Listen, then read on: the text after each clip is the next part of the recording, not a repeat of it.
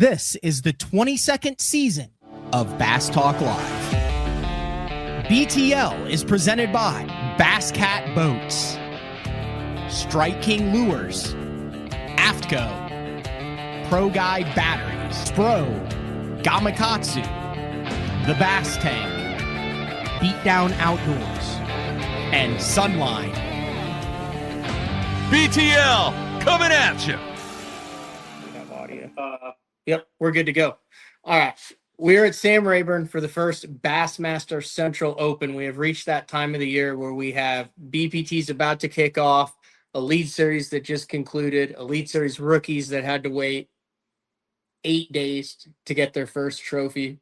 Fisher Anaya, big win on Lake Martin. We're going to kind of talk about that.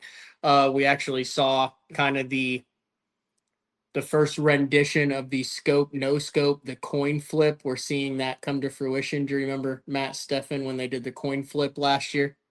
I do recall that. Yes, they had Zona and Sanders in the studio, and then they would flip a coin, and it went Gunnersville no scope, Lake Martin scope, and I think it drastically had some impact on it. We got the grub out of the no scope, and then we saw Fisher Anaya. Now, we're gonna jump into this right off the bat, Matt STEFAN, because you have done a video about your thoughts on butt seats at the front of the boat, and Fisher Anaya, I believe, was using a butt seat.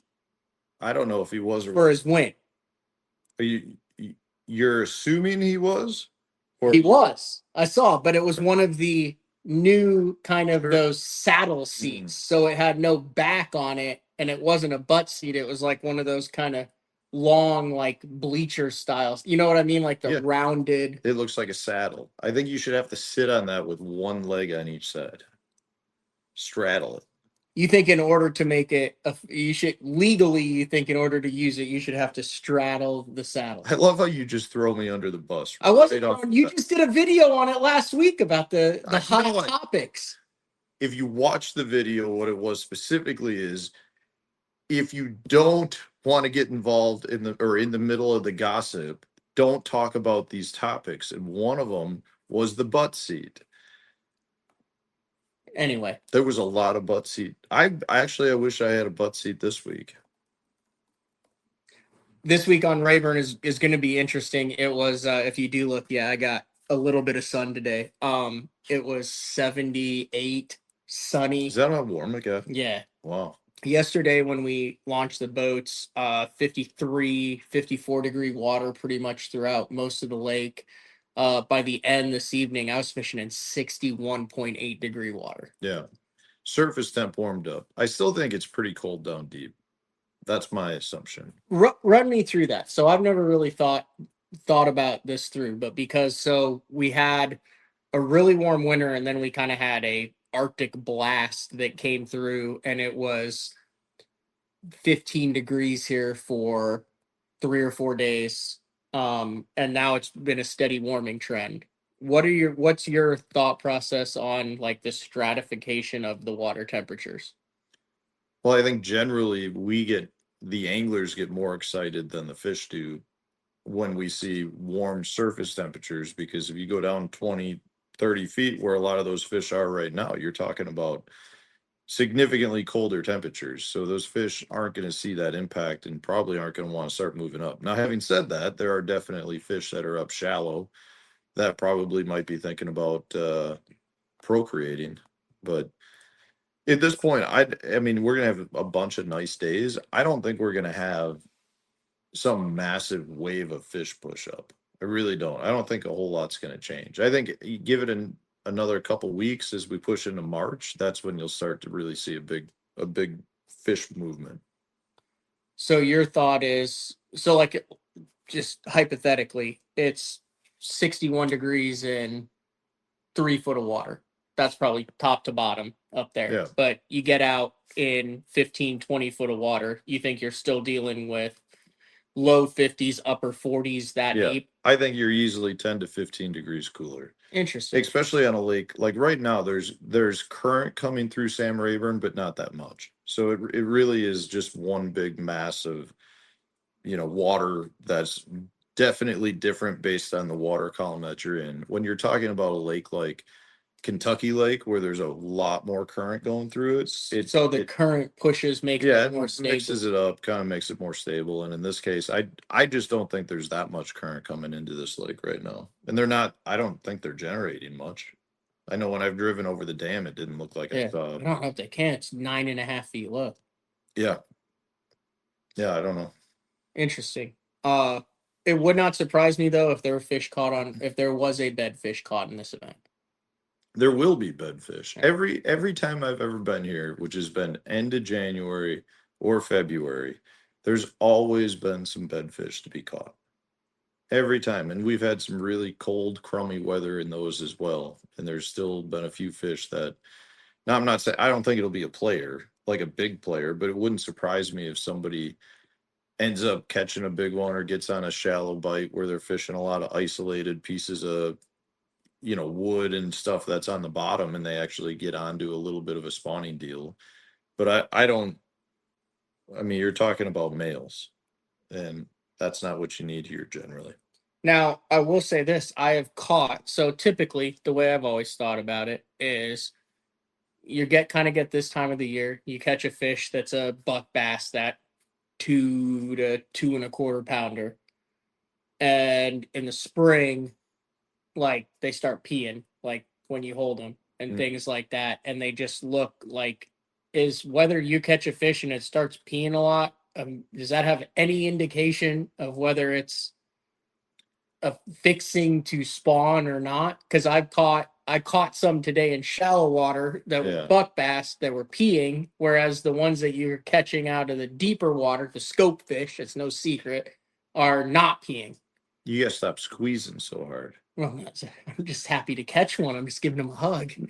Yeah, no, they definitely when they're around the spawn, that's when they're more of in a peeing position. But Okay. you can catch fish in the end of the year too that are peeing. So from that standpoint, I think it does definitely come into play. It is a good indication that the spawn is going on.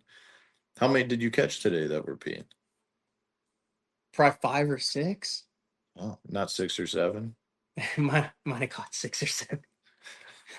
But I mean, not like big ones, just like, smaller, but they definitely seem. Well, they get randy this time of year. But it'll be very interesting. No. Your thoughts on how it'll be won? Out deep, scoping, up shallow. I mean, mid. Do you think, what are the better question, or what are the odds that it will be one not scoping? Is there a chance? Is there a percentage? I think there's absolutely a percentage chance. No way. No? You think it'll 0. be straight scoping? Yeah. Yeah. I think you're gonna see some pretty stout weights. Like I wouldn't be surprised if it takes 70 pounds. Oh, I would assume it would take 70. The Toyota was last week. LeBron averaged around 20 pounds a day. Okay. To get the job done. That was like 110 boat field. I think there's over 200 boats in this field. So I think. Throw the scope on, add 3 pounds. And those guys were only able to scope for one period. Yeah. So, in addition, let's get back to this Fisher and I win. Okay. I don't know that much about it. I've been here practicing. And in addition, he won it primarily on a 13 millimeter dice bait. So the rage has been the dice this year, and we're 2 tournaments in, first scope tournament on the Elite Series. The dice comes to play. I think you're going to see a ton of wins on the dice this year. Really? I think we are in such the early movement of a major trend that I think you're going to see. I mean, in my opinion, it gets better as the year goes on. So from that standpoint, I think you're going to see it be a major player. And I mean, I can tell you I've caught a bunch of fish this week on it. I have not. Well, that's because you only have minnows. No, I have the dice. Oh. I don't understand the dice yet. I'll trade you Sakamotos for dice. We might be able to work some. Okay. Is it hard to figure out the dice? Or is it more of a confidence thing? I think it's a bait you need to put in your hands and figure out how to get the fish to react to it. But there's some really cool aspects to it that other baits don't have. Now here's a question. The minnow, as we saw on Lake Gunnersville with Jamie Hartman, with Stetson Blaylock, with Jeff Gustafson last week, very effective fishing without live scope, blind minnowing. Is there a time and place for blind dicing? Yeah, I caught several fish not looking at it. Blind dicing. Yeah. I actually after Leech Lake, after the Bass Open on Leech Lake last year, I went out and ordered about pretty much every different version that was on the market and played around with it and found that it was very much a good bait for just fishing around cover as well. Like, and not looking at them. Throwing into the hole of, you got a big patch of milfoil with a hole, let it fall down the middle of it. Now, are you talking the tumbleweed and the dice, like with the strands through it, or are you talking these spiky ball things? Well, okay, so are we going to get into this? Aren't you the one that called it a spike? I don't know what to call it. You're calling it a dice. I don't know. I call any sort of center globuled object with hair coming out of it a dice bait. Okay. Because in the Bassmaster article, he said it was an unnamed 13 millimeter dice style bait. But you also, like the tumbleweed and all that, those aren't like millimeters. Yeah. The millimeters is the Japan style, like the COIKE. Yeah. Yeah. So that tells me that Fisher was probably throwing. I mean, I don't actually know. My assumption is that is what the category of baits is called. Okay, I can live with that. But you called it a spike. I just don't know what to call it. Because it's not. It's like the dice bait. Literally, like if you look at like the original dice bait, like that one that comes in like the tri package that's like hollow on the inside, and then it's got the 3 little baits in there. Yeah. That actually is like a dice with the rubber coming out of it. This is like a spike with spikes coming out of it. I mean, yeah. You can call it a spike if you want. I don't know what to call it. I don't know that I think dice has been what has been everyone's gravitated toward. But if you'd like to try to name the category, I give you full rights to try to come up with a good name. But spike ball category is not going to work, I don't think. Urchin? I mean, that's not bad. An urchin? I don't mind that. It is kind of urchin-y. I like that. Should we just start calling it the urchin? The urchin? See if we can bring that on. I think that the COIKE is kind of the Cinco of dice baits, right? So I think regardless of what brand you're using, I think wouldn't you say typically that like the first to market or the most I don't know that the COIKE was the first to market. It could have been in Japan. It was not. I don't believe it was the first major one here. I would say the OSP one was probably was potentially the first, or the G-Crack Q-bomb. I don't even know what that is. Does it look just like? Yeah. I mean, those are more of your silicone stranded ones. Okay. Is G-Crack the one that has that 18-inch wacky? Yeah, they came out that's like shaped with like a U. Yeah. Have you messed with that at all? I have not. Do you have any? No. I was at the tackle store before I head to this, and I almost Did they have them here? no, not here, back in Oklahoma, Oh. and I almost picked some up, but it also is one of those that's just so wild to me. I mean, I had the dice early on, and I said this was dumb looking. Didn't throw it for a while, so When did should you have bought 'em. when did you get it first? Like, do you remember when you got like your first die? Yeah, my buddy Mike Weiss, who shout out to Mike Weiss. He was helping us work the core tackle booth at the Tulsa Bassmaster Classic, so 2 a couple of years years ago. Okay. And he specifically knew about the dice at one of the booths and waited in line in the morning to get them before anyone else, and he got me a pack. That was my first one. The OSP. I believe it was the OSP one, yeah. I don't think the dice and the urchin. I think those are separate baits. That to me is like the difference between like a flipping jig and a swim jig. So my personal opinion is we are so early on in this trend, if that's what we want to call it, that in another 2 or 3 years, you're going to have legit dice baits. You're going to have your spike balls. You're going to have your multi-segmented baits. You're going to have your centipede style baits. You're going to have probably 5 or 6 different style plastics that have, some sort of tentacle objects to it.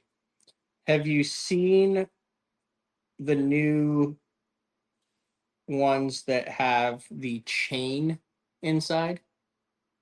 So it is basically like a worm, but it has like a metal chain I on the know inside of the bait. man's had a Springer worm that had a spring through it.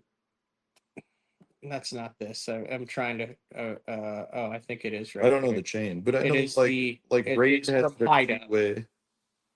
Look at this right here, and I can't show it on the screen. Oh, services tab. Look at it right here. The Hideout chain worm. So that's a chain that goes all the way through the worm. Yeah, Yeah. that's like the man Springer worm. Only it had like a pen spring, and they poured the plastic around it. What was that supposed to do? Well, I think they did it so that you could rig it like wacky rig it, and you'd rig it through the wire, through the coil. Yeah. Is that what that's for? I don't know. I haven't seen that. Yeah. All right, let's talk about 2026. You're back fishing the opens last year. Miles Berghoff roomed with us. He is on to the Tackle Warehouse Pro Circuit, where he cashed a check in the first event. We have Josh, who's rooming with us here as well from Canada, coming down to get his first taste of the opens. And then for the rest of the year, Blake Schroeder, who roomed with us last year, will also be jumping in with us. Yeah. So he just got engaged too. Big shout out to Blake. Yes. Congrats. Congratulations. He also gave us a good crawfish hole to go get some crawfish at some point this week. I think we got to go to that Thai place. The Thai place? Sushi and Thai. That's where we went last year when we were here for 7 days, when they canceled 2 days in a row, and we had 3 days of no fishing. Yes. Because we had an off day and then 2 canceled days. Crayfish could be good too, though. You're not a big... It's a lot of work for crawfish. No, you don't eat the crayfish. Is like what you call them up north. I feel like up north. I feel like you get crawfish or mud bugs. Oh no, that is not a north thing. Crayfish. Crayfish is what you call them. Yeah, but I don't think you order crayfish. I believe crayfish is the actual correct term. It is, but not when you're eating it. Like I don't. Oh, then they turn into crawfish. Yes. Oh, so the cooked crayfish is all of a sudden crawfish. Goes from cray to craw. I didn't know that. So that's not true. When they turn red, then they become crawfish. Yeah. Okay. You're back. What are your goals in 2026 in the opens? Are you here to enjoy yourself? Are you here for content? Are you here to make the classic? Are you here to make the elite series? Like, it's the first one. We have one more day of practice, an off day. where we go register and do all that, and then we Do we gotta do photos again or have them do Yes. a walkthrough? just make sure it's tongue out and then always on a little bit of an angle for your photo. Yeah, you are good with that. Hands on your hip or no? If they ask, I feel like hands on the hips can come across as You're not one of these guys. no, that can come across as Yeah, pretentious. that's kind of tough. Like this is kind of pretentious. Mm. Like I feel like in order to do the angler photo with your arms crossed, you either have to have $500,000 in earnings or multiple wins, which I have neither. You could cross your hands. I don't. You could or cross your arms. I am not an arm crosser in my. That's in my a pictures. yeah. That's a. You're putting up a front at that point, a defensive front. Yeah. Yeah. You're like trying to come across as like, hey, like I'm here to catch him. Yeah. But history has indicated otherwise. For me, no, you could cross Oh. your arms because you have a tour. no. win I and thought you were $1 talking million in about earnings. here at Sam Rayburn. Yeah, no, for your picture. I don't like this place. I don't like this lake. I tell you this every day. It does not jive well. There are probably more bass in this lake than anywhere else, but I got to tell you, there were multiple places I was fishing today going, how could you disagree with me when I said it was flat? You go into pockets and you could be a quarter mile off the bank in 4 feet of water. It's flat. That's called a flat on the lake. I don't feel like Sam Rayburn is flat. It is a lowland impoundment. It is a but it has flat, creek channels through it. You it has go- good depth. You go it up has the river, drop off. go up the river, and you will see how flat it is. Like it's flat. I don't think What it's are- flat. What are your goals? Let's get to you now. Me? Yeah. EQs Mm-hmm. and be in the hunt in one open. Ring the dinger bell. I like Yeah. that. I'm Yeah. typically good for one good derby a year where I'm a bite or two right in there. And that's kind of what keeps me coming back, at least, is that kind of, you know what I mean? Like going into that final day where you get up, you've kind of neglected all of your responsibilities and duties at home because you're in the midst of an event that you know you've got a shot in. You have that added pressure, that added excitement of, I have 8 hours to make something really special happen. Like you kind of feel it. You're kind of ignoring the texts and calls of everybody because you don't want to get too wrapped up because it's only 2 periods in a 3-period game and no one congratulates the team that's leading at halftime. You don't have halftime in a 3-period game. And I mix two analogies, but the 2 periods. Making the final day is a good feeling. Yeah. And you tend to put everything on hold and be like, no, I'm worried about what I'm doing at this point. You focus on yourself. Yeah. So what are your goals then? I just laid mine out. Pretty simple. Make the EQs. I mean, same thing. All the above. I mean, you obviously want to come, you want to compete, you want to cash checks, you want to have a shot potentially at the classic, you want to make the EQ, have a shot at the elites, you want to make content, you want to hang out with friends. Like there's a whole it's road life. Like there's a fun aspect to it. And if you don't enjoy it, that's when these tournaments are brutal. Like especially if you're not catching them, because then it's like, man, this is work because we work our butts off. But if you're not having fun at the same time, it's brutal. Do you feel like you catch them better when you are having fun? Like just in general? Like the most fun that I had last year was Leech Lake.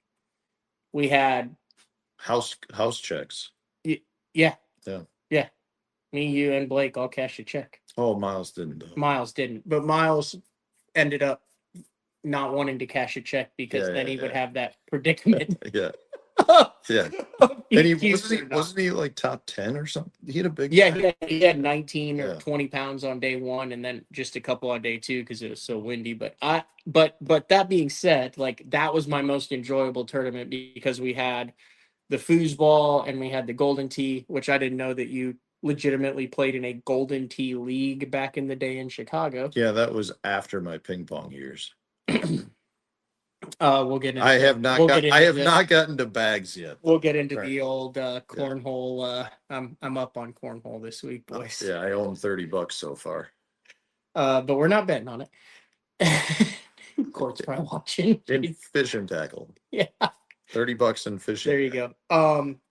But I also knew I was going to catch them there just because I like Leech Lake. It vibes with it. I had some boulder dwellers that I knew were not going to be harassed by other anglers. So I like enjoyed that whole week. And then that was my best one of the year.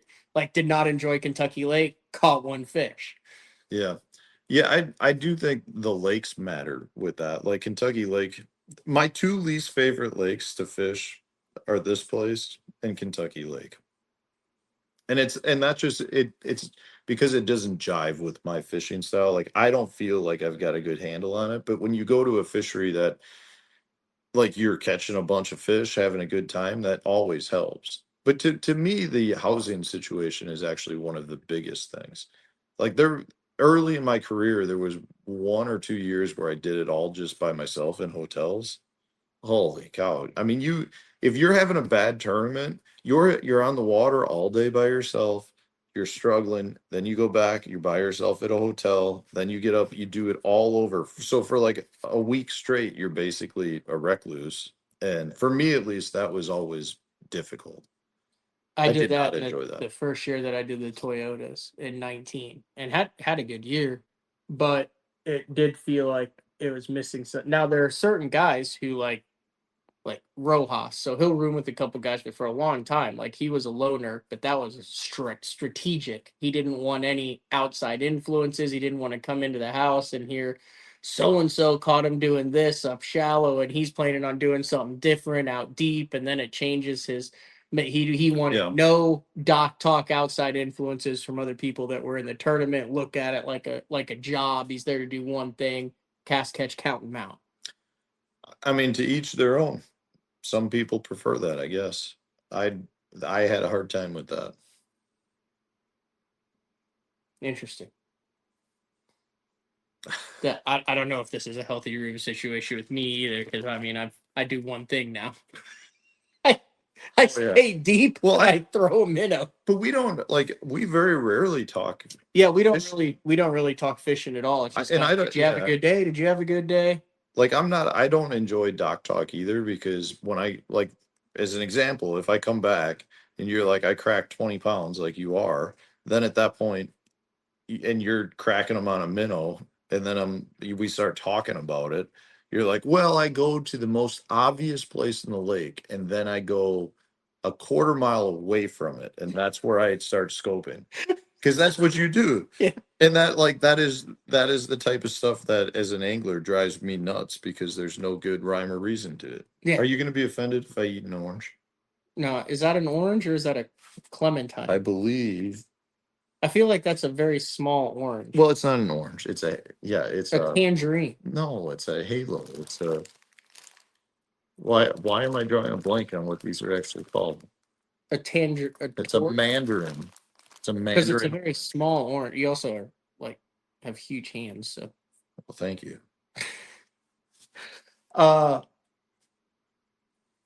So headed into this year, then my question then is, so like a lake that you don't like. I think everybody who's watching this, listening to this, obviously fishes. We all have lakes that we don't jive with, that we don't get along with.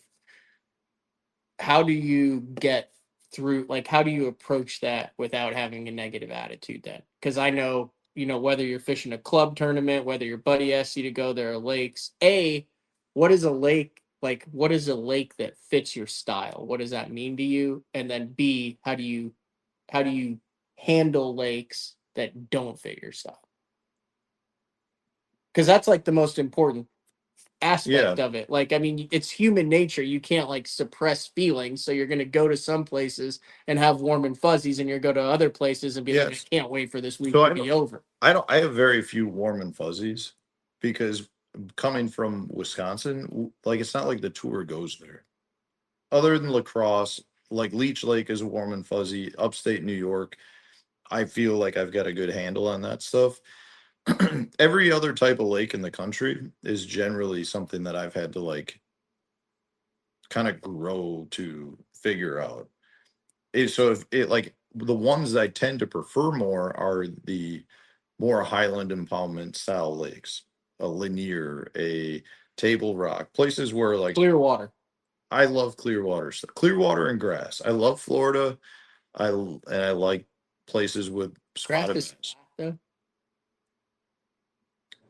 Flat lakes have grass. Yeah. I don't have a problem with flat when there's grass in it. Oh, well, there's usually grass here. There's no grass. You've been very proud Did of you me. find any grass? I threw a rattle trap and emergent hydrilla today. Emergent? How deep was it? 5 foot. Really? Yeah. I caught absolutely nothing. I haven't seen one stitch of grass. I almost took a picture of a sprig of hydrilla on my rattle trap and sent it to you just to say, hey, you'd be proud of me. I did it for probably half an hour. I didn't even know you had hard baits anymore. Now it was weird because there was some of it was like darker green, and then more out towards the middle it was actually like pretty bright green stuff. So when the water comes up 9 feet, will that be good for that grass? Like, will that be a I have good start no to idea. growing a? I went in a pocket that I had punched before, and in previous years, and because I knew that there'd be some grass in there, and it was, but it was bad, at least for me. I haven't fished. This is the wildest thing about this lake. So I've had some decent tournaments on this lake. You've been here before, and I went and looked at 2 spots that I traditionally have had schools of fish, not like giant fish, but last year, remember in practice, like I was pretty keyed up. I said I got him on a hard spot, right? Yeah. I said I found him on a hard spot. It's in 6 to 8 feet of water. I can catch him every cast. And then Bass decided to stagger the takeoff, so I didn't get to take off till 9:30. Neither here nor there. But I went and looked at it today because I was in that neck of the woods. And I knew it would be dry. I knew it would be up on the bank. And I literally am like standing there with my arms folded on the front deck of the boat going, it's just sand. Like there's Really? no like There's no like defined rock. There's no shell. It's just sand. And every year that's good though, right? Yes. I've caught them there since 2019 when I found it.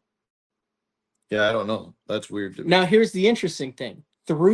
Going through the sand up there is like defined, like I want to say like imagine like a dry river channel, like through the sand, and it's like 2 or 3 feet deep. So there's a ditch through it. There's like multiple weird ditches through it, but I don't know if those were there as the water went down or if they're always there. Did you know those were there? I did not know they were there, but I also, every time I've been there, caught them there. And the last 2 times we've been here, I have had live scope. The fish would magically appear. It would look like a slick bottom, and then all of a sudden, boom, there'd be 3 fish underneath your bait. And I'm wondering if they weren't sitting in those little like ditches that were going across that sand point. Well, knowing where that, I mean, I know roughly where that is. But being that it's on the end of a point, it's not like you have a creek that flows in there. Right. So I don't know what else would shift. Like, well, the water's been low. I don't know why that. But what would have caused those striations originally? So basically, they're sitting in a mini ditch on a sand point, and it is not a hard spot. Yeah, you got a ditch on a point. Multiple ditches. Are they going the same direction? Yeah, they're going across. So like if the they're going across the ditch. They're not going like down the point like water running. They're actually horizontal. So the point goes like this, and then the ditches run like this. So it's not. Is it a stair step or is it a stair step and it actually it's comes a point back that up? Comes down like this, and then these that go through are like if you were to just take like basically a backhoe and drag it out. It's just like a channel. Boy, that's weird. It's very odd. Should go get a backhoe and start digging some out right now. That would actually probably be pretty badass. Yeah. You could probably do some pretty cool stuff up shallow if you wanted to dump some rock. Yeah. Brush piles? Screw that. Get the backhoe. Dump some rock up there. Mm-hmm.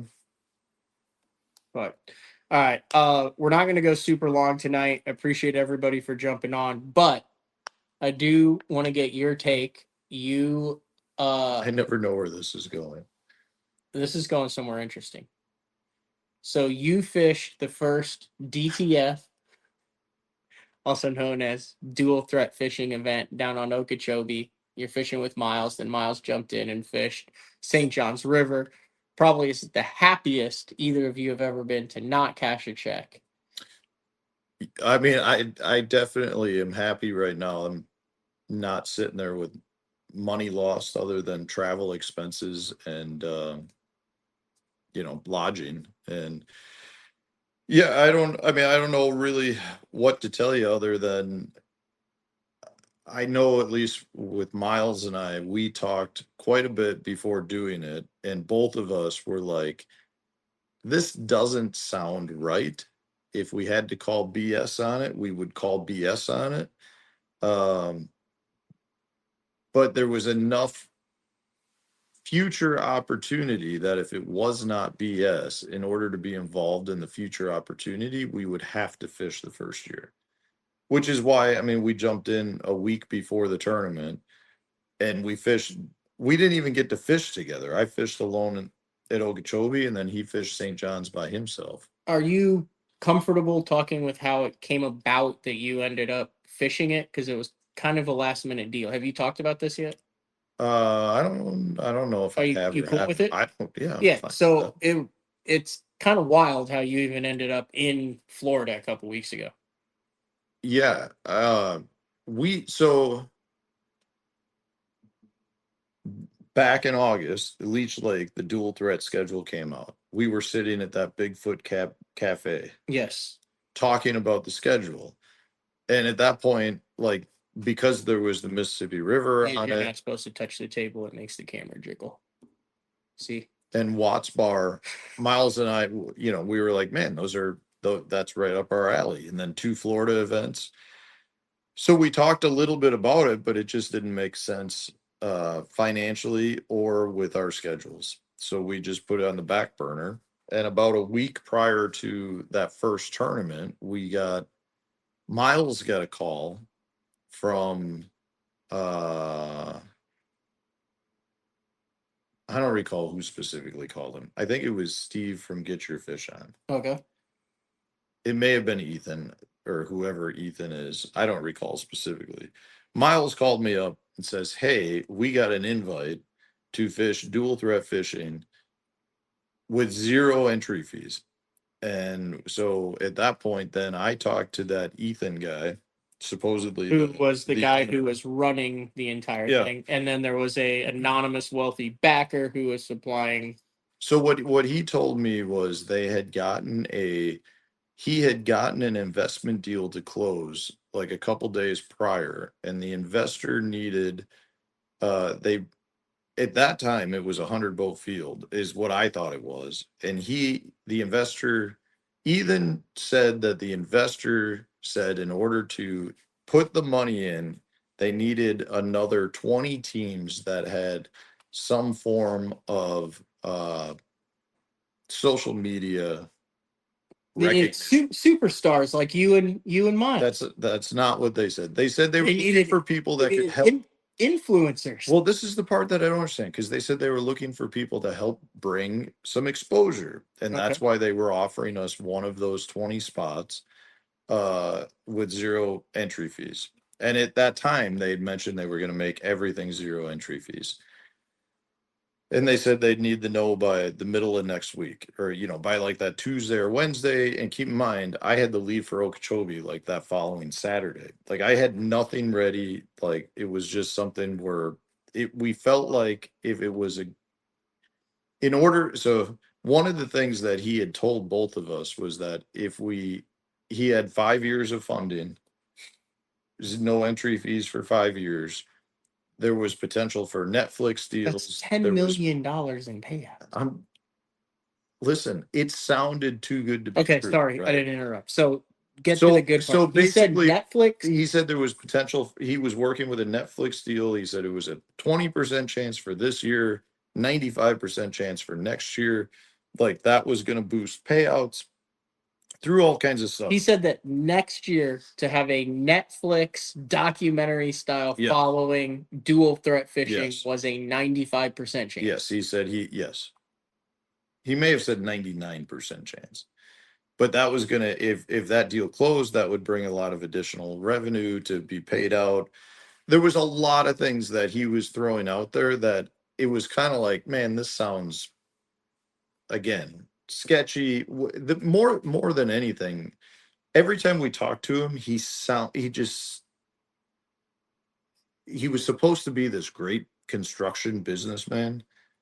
And every time I talked to him, I walked away going, I'm not impressed at all.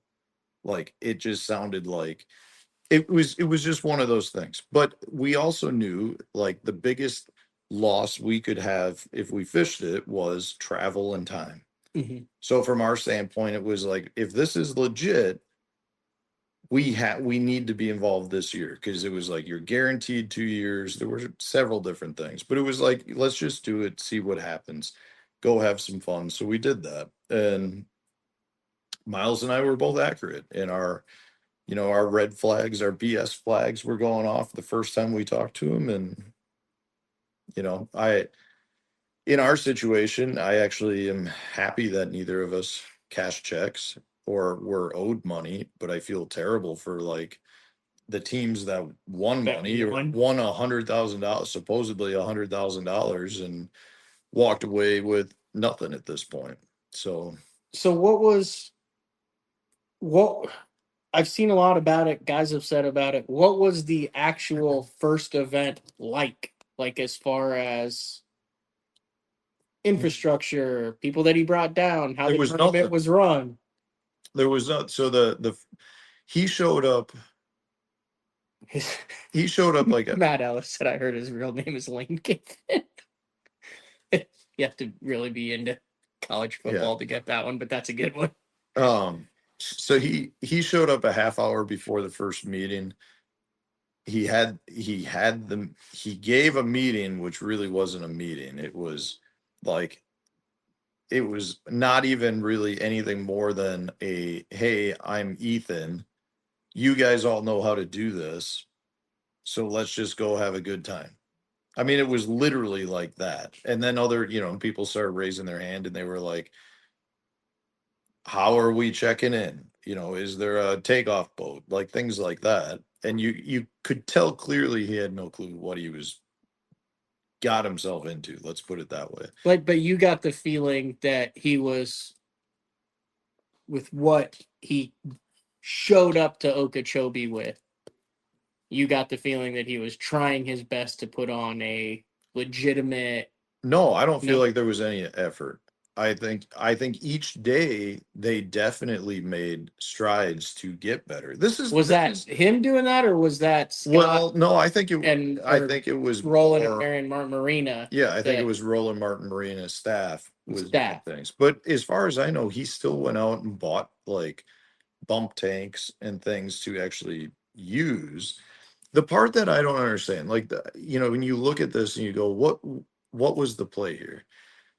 I mean, it sounds as if, and I don't know what's true or not true. Like I haven't talked about it on my channel because I don't know what is true or not true. I know what I experienced, but that's about it. That's what I'm asking you. I'm interviewing you about it. So. But I just have a hard time with understanding what the fraud is. Like it sounds as if there was deposit money that was not returned to some teams. It sounds like there was some money, some teams that may have paid in full. So that's $30,000. It should have been returned before it even started, because no one was supposedly paying entry fees. Yes, you would have thought that. Unless it no longer existed. Well, that's the thing. Like, is there even an investor at this point? Like, did he do all of this for what I would guess is $50,000 to $100,000? A lot of money. Don't get me wrong, but you've just created a much more. You've exposed you've brought in.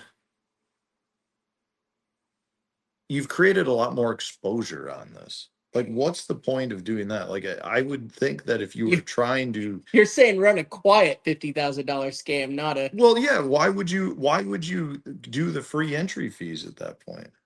Why would you bring in a bunch of people that have social media accounts? Like, why would you do things that, is it because he was trying to make it into something and get sponsor dollars, or bring legitimacy to it and maybe flip it quick? I don't Was it a I fake it? So basically, what what the big question is, was this like a fake it till you make it scenario where realized he was in over his head, but it still went off, and then it was just handled atrociously, or was it a yeah, mastermind scheme to swindle eager I bass fishermen and yeah, sponsors somehow out that of the money? that's the Is part. basically what you're saying. Like, I feel like the fact that this was released a year ago, basically, They and had it's been time. worked on, like they had time to, I guess, do either try to run it legitimately or try to really create this master fraud plan. I just feel like it was so unprepared on from both sides that I don't know that So he like even there had a was plan.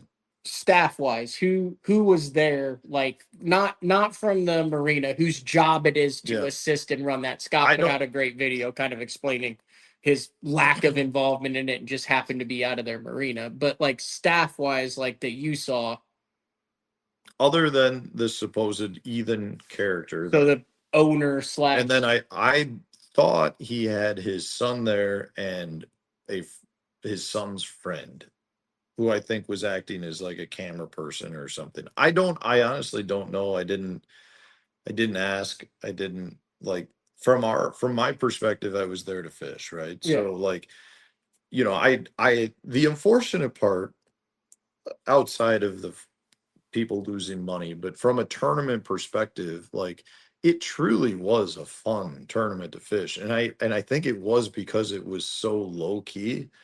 Like, the anglers basically ran it. The anglers, was kind of like a The, a wait, the local. anglers were running 100. Well, the anglers were running. I'm saying the anglers had so much experience, everything flowed fine. Takeoff, check Yeah, in, we knew weighing what of we the were fish. doing. There It were was, people just meandering about. It was all cut out all the BS that makes it where it's like, oh, the 2 hour meeting and then the yeah, and then every time there was a question, it was like you would ask him and he would be like, well, and stumble, and then, somebody would chime in and be like, do it this way.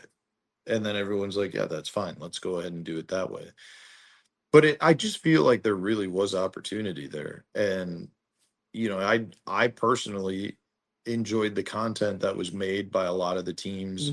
I watched Kyle Patrick live a Yeah, I thought lot of the time. Kyle's setup was great. I really enjoyed watching Scott and Hillary's stuff, Mhm. like seeing the actual family out there, and you could see like actual joy. I felt like That was some of cool. They're going out of that arena. Scott's fishing with Hillary for 100 grand. Like, you want to talk yeah, about like generational stuff? yeah. It just, but you could. I actually, I don't know. It came being a parent. I could feel like Scott's true enjoyment was actually to be doing it with his child, and I thought that was awesome.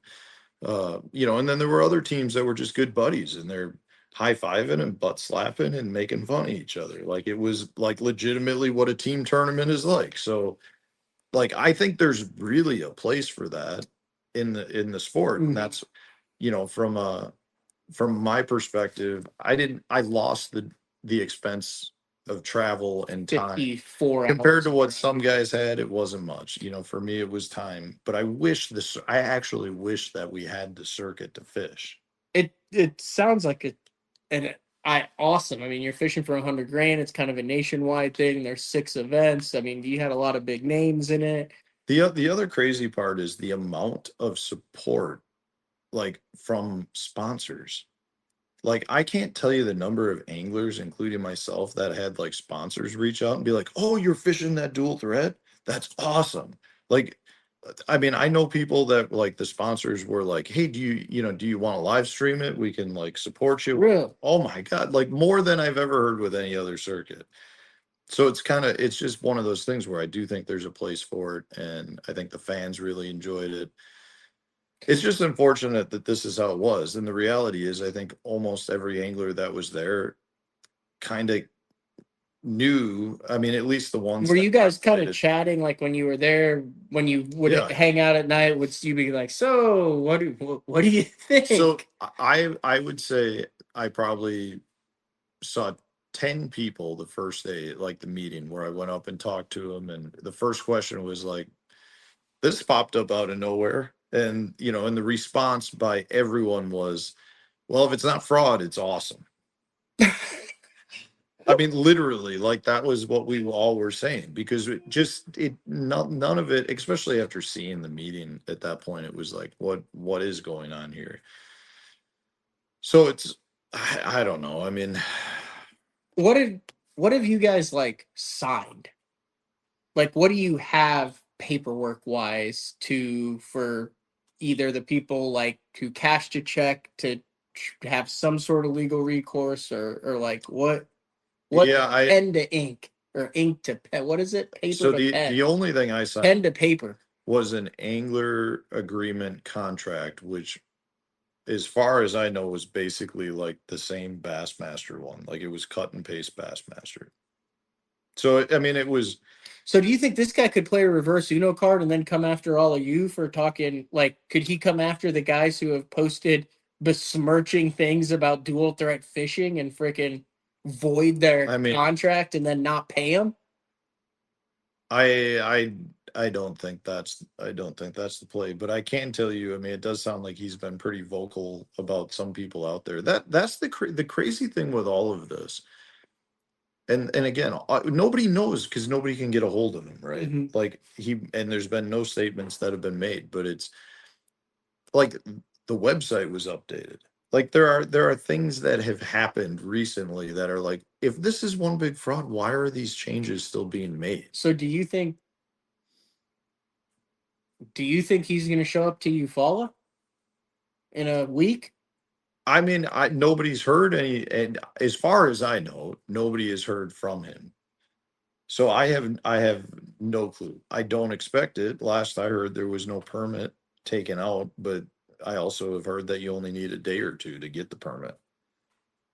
Were there permits taken out in Florida? Like, did you guys have the 12-inch permit and all that Yeah, stuff? we had You that. did. Well, you'd have to ask Scott. My assumption is Scott told him he needed that. I don't know. This is a weird one. It just seems weird. Yeah, I will say the World Bass Enterprises, it's legitimately the top 25 in the world from both tours. There is no element of, I guess, like where anybody has to like give them money or make like that one's solid. I hope so. I mean, I honestly feel like They're completely independent. It's nothing to do with the other one. It's unfortunate that yeah. when just really good things that happen in the industry always get overshadowed. I mean, the reality is, anytime a tournament comes along that's favorable for the anglers, it's a good thing for the sport, in my opinion. And and the the reality is, if I got that same offer 10 more times, I probably, if it didn't interrupt with like, if I had it in my schedule like I did, where I could get down there to fish one of my favorite lakes, I would do it again and take that risk. Yeah, someone saw here say plot twist, biggest identity fraud scam ever. I feel like there's a lot easier ways to get identity of 120 people than to run a major, extremely public I mean, national fishing trail. well, I don't know. I mean, I know he got, What does he have? Your social security number? not mine. He He's does? got it for teams that were for check. In order to get the checks, he said he needed it, but uh I did not fill one out because he had that filled out at St. John's. And that's one of the things that, like, I remember at some point at Okeechobee, somebody made a comment about needing that, and he's like, "Oh, I'll get him at the St. John's." So, like, to me, that was like not Yeah, you didn't get that vibe. It didn't seem like that. That would have been something he would have sent like a week before the tournament saying, hey, you need this. Is there a chance that it was a guy who thought he had an investor? His investor didn't come out. He got it in over his head, and now he's super embarrassed, and his coping mechanism is avoidance. Dude, I don't know. Until there's, I would say until Eufaula passes, which is the first week of March, like, Are you going to Eufaula? Will you be at Eufaula? no, I should have started the show off. Miles and I officially resigned from dual threat fishing I believe yesterday. retired would be a good. Yesterday. No, we're not. I don't know if any teams are going to show up. I might try to get in that one. You should. The minnow bite's on fire. He got his number? I do. Somebody told me it was a burner phone though. Wow. Yeah, I don't know. Yeah, so he was using a fake name and a burner phone? Allegedly? Allegedly. I don't know any. That's it. I mean, you were there. That what you just said was just kind of what you experienced, what it was like. Like, was there, like, how did they handle the checks at the end, I guess is my question. Like, what, like, had you cashed a check because you were in check contention going into day 2 if it wasn't for the pesky reeds? Yeah, Didn't you lose him in the reeds? Didn't you lose him in the reeds at Beach too? That would have cost you a really good finish. No, I lost one big one Oh, at Leech. anyway, the gator grass. So my recollection at Okeechobee was he said he was going to pay for both events after the first 2 events. And honestly, since I didn't cash a check, I wasn't that concerned about it. Happiest you've ever been not cashing a check in a tournament? I mean, I definitely am okay with the position I'm in. Meaning, I'm not sitting here expecting to receive money. I don't, if it all turns out to be what it sounds like it's turning out to be, I don't see how anyone recoups any money from this. Do we ever find the guy? I don't even know if we actually know his real name yet. And I'm sure, we've been fishing the last couple of days, so I'm sure there's more that's probably happened on this than I told you what to do. Mm-hmm. I told you what to do before a single cast was made. You told me at the same time I told you that Miles and I, this was before the first event, that our BS radars was going off, and you said you need to make sure you have your GoPro on everywhere you go, meeting, weigh-in, bag line, everywhere, so that you could have it recorded, so when it goes down like the big Firefest. I said Firefest was way before any of this even happened. Well, it was a week prior to the first turn. I know. Yeah. But that's what I meant, like before anything had gone down. Yeah. I just was very optimistic for you guys, but when you cancel $1.8 million in entry fees, invite 20 teams. Doesn't make much sense. I was really hoping he had some new master plan. Catfish team series. I'd get in on that. Yeah, we'll see. The question I have is, how much will we actually ever find out? Like, you think it'll just come out in little bits and pieces? Biggs posted about the World Series of Bass, so I was part of that, which was another big. I don't even know if that was a scam because it actually aired. I think he just ran out of. I don't know what the heck happened there. Yeah, it was a scam. Didn't get paid out? No. So Joe Habib was his name, and he came out of left field again, and he was going to create a series that basically mirrored the World Series of Poker, that had satellite events that were $10,000 entry fees. And then if you finish in the top percentage of your satellite event, you made the main event, which was, I think, $1 million payout. And he had 3 or 4 pros involved. But then the amateur side of it was called the Dream, which was 8 or 10 contestants. You had to submit your video or whatever, and then they selected you, and if you won, did you submit one? Yeah. That's how you got in? Yeah. If you won, you got a $10,000 entry into the main event. You got straight into the main event, so it's basically a $10,000 check. And he had broken ground on the World Series of Bass headquarters, and he had I think it was Carico that was doing, or was that Wade Middleton's deal? Is that Carico? Carrot sticks? No, The rock? Carico, the media company. Oh, I don't know. Had Wade media company. It had bought airtime on NBC Sports. We showed up. It got I should have brought the jersey and worn the damn jersey on. You still have your videotape? I do. You do? Yeah. You gotta cut that in. Do you have it on that? I do, but we're on this screen. Oh, yeah, dang. Yeah, I'll show it. No, I won't show it to you. I won't show it to you. I need to probably make that private after this. It's me. So I shot the video on Thunderbird out of my ZX190. Nice. And then I also shot half of it in the loft that I lived in at the time. This was it a ZX or this was TZX? 2000, I want to say. What year? 2011, 2012, 11. So I That's was not even that long. 26. I guess it is a while ago at this point. It's 15 years ago. Yeah, It's almost 2 decades. So at the time, I was living in an open concept loft above a liquor store in Norman, Oklahoma. That's I not could like open trouble. up the back doors and see the OU stadium. It was pretty baller. So half of it is me flipping and pitching, demonstrating my casting accuracy in the loft. And then the other half is on Thunderbird. Anyway, we're selected. We went to Grand. We did the whole thing. Biggs won. I ended up getting third. Ryan Salzman was in it. James Biggs, me, Tyler Mauberly, Brandon Dickinson. And nobody got paid?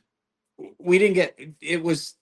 We were all competing to win, and then the winner got it. So it was like 9 of us went home, and the winner won it. So Biggs won, but then they aired the first like 6 episodes, which was cool to be on like NBC Sports in a reality. You know, we all lived in the same place, and then like this week on World Series of Bass the Dream, it's the Duck Creek Challenge, and we got inches battles. Livingston Lures had just come out, so it was the first sound technology. So we had like the Livingston Lures inches battle in Drowning Creek.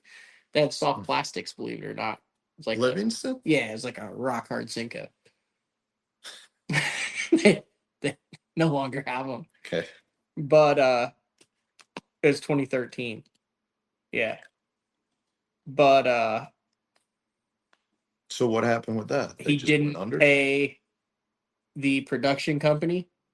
He didn't pay the TV after it, so it only ran 6 of the 8 episodes. And then he had not broken ground on a new building, and the World Series of Bass never happened. And Dave Rush is on here. So he like went to some classics and stuff, and Dave Rush took him to the airport. Can't remember where we were. Help me out here, Dave. Dave Rush is the last person from Best on Tour to see Joe Habib. And it was in 2013. Like he disappeared? 2014. Yeah. Totally disappeared. So got dropped off at the airport following one of the classics, and no one has seen or heard from him since. In 12 years. He had like contracts with a bunch of different guys as New Orleans. Dave Rush dropped him off at the New Orleans airport. No, and it just seems like a lot of work to, I don't know. I've got that jersey. I should have worn that jersey this week on stage since I don't do a jersey. You don't have a jersey? No. You don't wear a jersey on stage? No. I wear like this, and then I'll like pin BASS patch with safety pins. You gotta be careful. Why don't you at least have a BTL one? No one's ever been like, hey, we'd like you to have a jersey. So it's. I know. Make your own BTL. Get your I'm good. God, think what your views would be like if you wore that on stage. Yeah, I'm sure VTL would go through the roof. we'd have 600 people on instead Speaking of of 360. my DTF jersey just shipped. You have a DTF jersey? That was one of the requirements. So I got one made and ordered with See, their there's logo. gotta be elements of this that make me think he wanted there were plans on this. I'll have to to. I should actually- auction that off for St. Jude's. Maybe there's some extra Oh value my there. God. Oh, you would make so much money on that for St. Jude. No S on the end. It's just St. Jude. I might have got a sweatshirt and a. You have a jersey. DTF Matt Stefan fishing jersey. Never worn. Never worn. There was. Did anybody have the jersey at Well, not as far as I know, because most of us only knew we were going to be there a week ahead of time. So I ordered one right before I left. So no one had jerseys, or they just wore their BASS? Yeah, we just wore our jerseys. Yeah, I got you. But there was no one there to take pictures of you either. So I was just following the rules because it said it was grounds for disqualification if you did not wear a DTF logo. So what did you have a logo? Well, I had talked to him prior and said I'm not going to have this jersey in time. He said that was fine. Oh. Yeah. Last thing, then we're gonna wrap things up here. Tomorrow, last full day of practice, then we have an off day. Tournament starts Thursday. Hit the viewers with Let's hear it. what? This is an educational portion of the show. If you're practicing for a tournament, you have multiple days to practice. A lot of guys do that, whether you're club tournament, BFL, whatever. You go up Friday, Saturday, derbs on Sunday. Okay. What do you look to get out of the last day of practice? Are you tying up loose ends? Are you trying to find something for a home run? Are you checking your fish to make sure you're not screwed on Derby day? Like, to you, what is the most effective way to spend your last day of practice? It's a good question. Thanks for asking. You're welcome. Do it for a living. I think it's it depends on how practice is gone. I mean, in some cases, the last day of practice is just another day of all new water, or like completely different part of the lake, just trying to figure something out. If I feel like I found something the first couple days that I'm okay with, then I usually go into like, how do I build off that in the same area? Like try to find different pattern, fish a little deeper, fish a little shallower, but just I want to stay in that same general region. But it just really depends on the day. My Hail Marys are generally not the last day. I would much rather get something crazy out of the way on day 1 or 2, because if that's good, then I need to figure out like potentially how to get there or something else that could be in that same region. So nightmare scenario is you have a solid pattern that you're pleased with, and then you go do something 40 miles away just for the hell of it to see, and all of a sudden you're like, oh my God, this is good too. Yeah, now you've got stuff that's 50 miles apart. You're not able to really know how good it is because you've only got the one day. You don't have anything else around it. Now you wish you'd never even done it. Yeah, it creates confusion, and generally the Hail Mary stuff works out maybe 10% of the time. So it's like, what's your biggest Hail Mary that's ever worked out?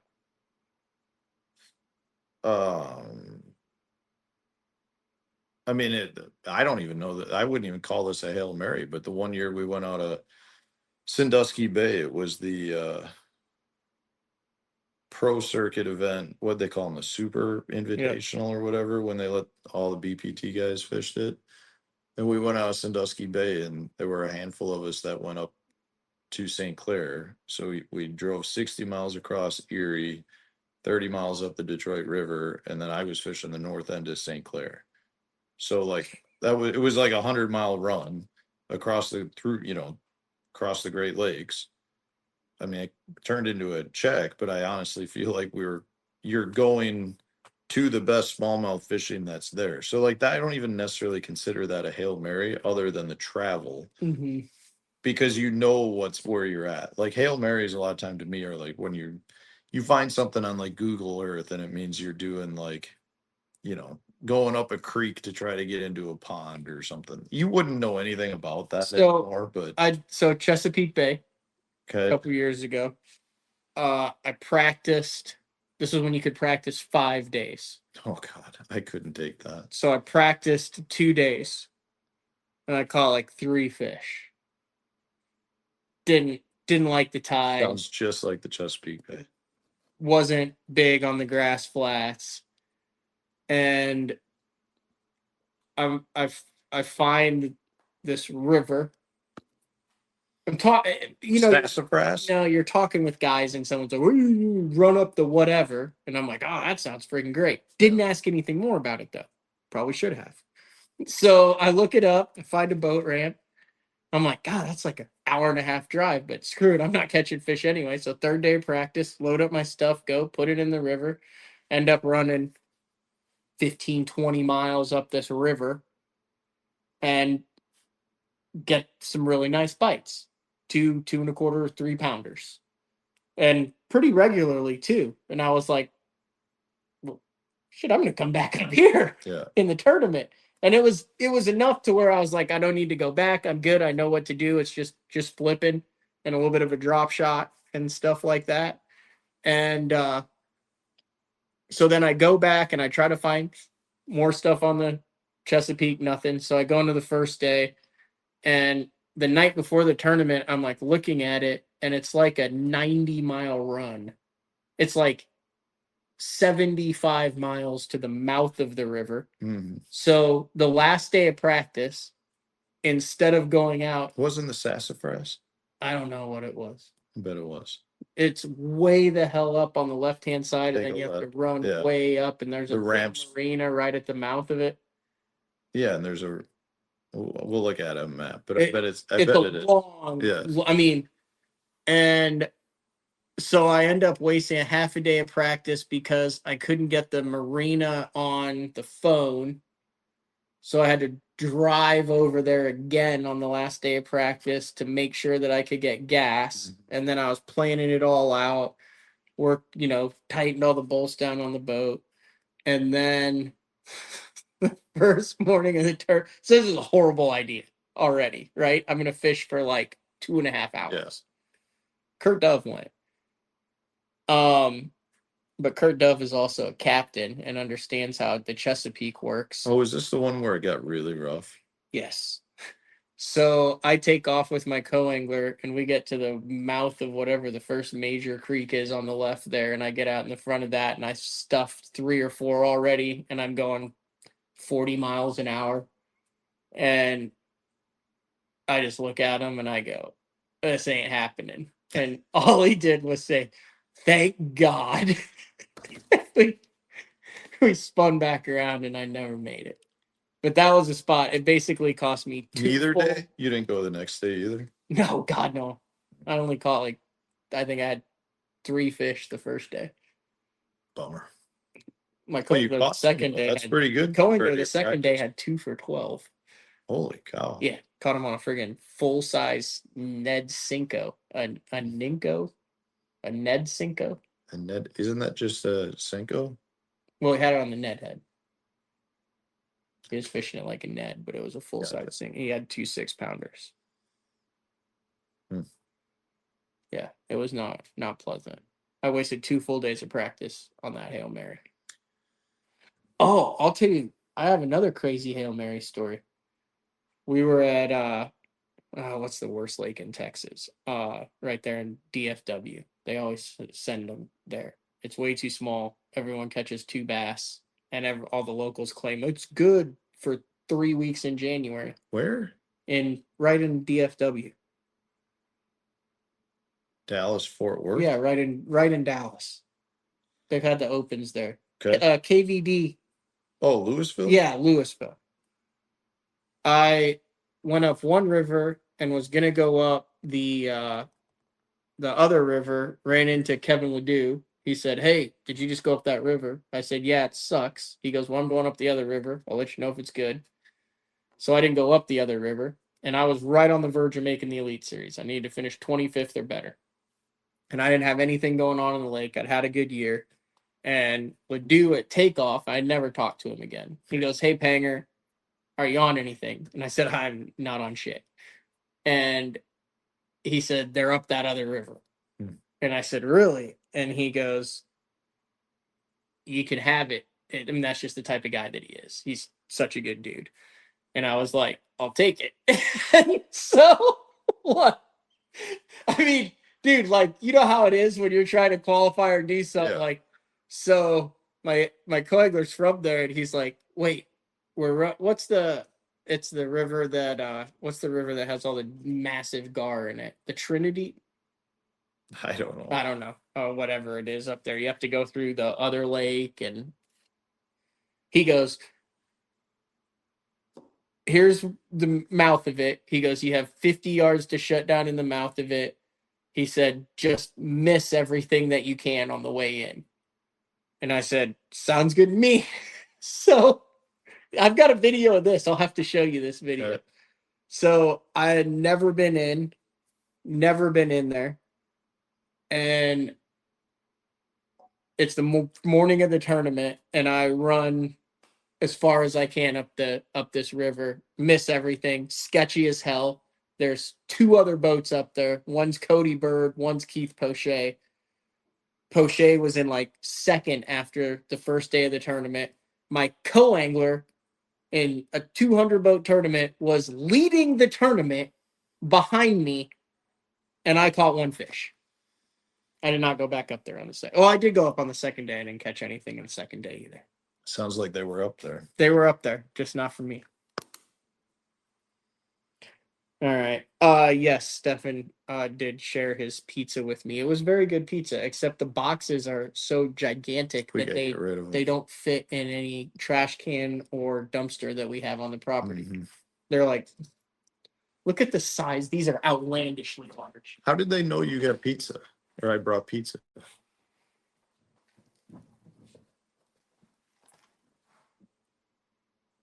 Look at the size of this box.